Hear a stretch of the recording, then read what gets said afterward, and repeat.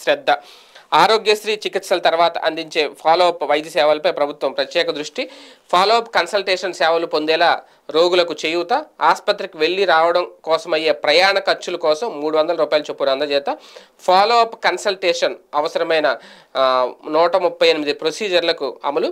రోగులను సంపూర్ణ ఆరోగ్యవంతులను చేయడమే సీఎం జగన్ గారి నిర్ణయం. ఈ మొదటి నుంచి కూడా విద్య, వైద్యం ఈ రెండింటి మీద పూర్తిగా ఫోకస్ పెట్టారు. ఇప్పుడు ఈ విలేజ్ క్లినిక్లు రానివ్వడం కానివ్వండి, లేదంటే ఇప్పుడు చూడండి 10 లక్షల వరకు ఇప్పుడు ₹1000 దాటితే హాస్పిటల్ అడ్మిట్ అయితే కంప్లీట్గా ప్రభుత్వమే భరిస్తుంది.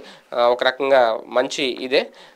ఇది కూడా జగన్మోహన్ రెడ్డి గారు తీసుకున్న నిర్ణయాల్లో ఒక మంచి నిర్ణయం అని చెప్పాలి. అలాగే 12 మంది డిఎస్పీలకు అదనపు ఎస్పీలుగా పదోన్నతి, అడిషనల్ ఎస్పీలుగా వాళ్ళ పేర్లు కూడా రాశారు. రాష్ట్రంలో మొత్తం 12 మంది డిఎస్పీలకు అదనపు ఎస్పీలుగా పదోన్నతి లభించింది. ఈ మేరకు వారికి పోస్టింగ్లు ఇస్తూ హోంశాఖ ముఖ్య కార్యదర్శి హరీష్ కుమార్ గుప్తా శుక్రవారం ఉత్తర్వులు అయితే ఇచ్చారు. ఆ పోస్టింగ్ సంబంధించిన వివరాలు, ఎవరు ఎక్కడికి అడిషనల్ ఎస్పీగా వెళ్ళారు ఏంటి అనేది మొత్తం క్లియర్గా రాసుకొచ్చారు. అలాగే జర్నలిస్టు బస్ పాసుల గడువు కూడా పొడిగింపు. ఎందుకంటే 31 తేదీతో అయిపోతుంది. రాష్ట్రంలోని అక్రిడేటెడ్ జర్నలిస్టులకు ఇచ్చిన రాయితీ బస్ పాసుల గడువును ఆంధ్రప్రదేశ్ రాష్ట్ర రోడ్డు రవాణా సంస్థ 2024 డిసెంబర్ 31 వరకు పొడిగించింది.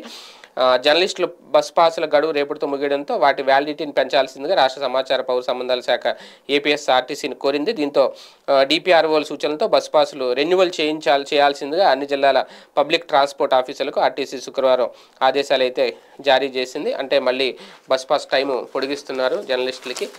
అందరూ ఇప్పుడు రెన్యువల్ చేయించుకోవాలి. ఇంకా రేపటితో అయిపోతుంది కాబట్టి డేటు 31వ తేదీతో బస్ పాసులు పనిచేయవు కాబట్టి మళ్ళీ అక్కడికి వెళ్తే కొత్త పాసులు ఇస్తారు.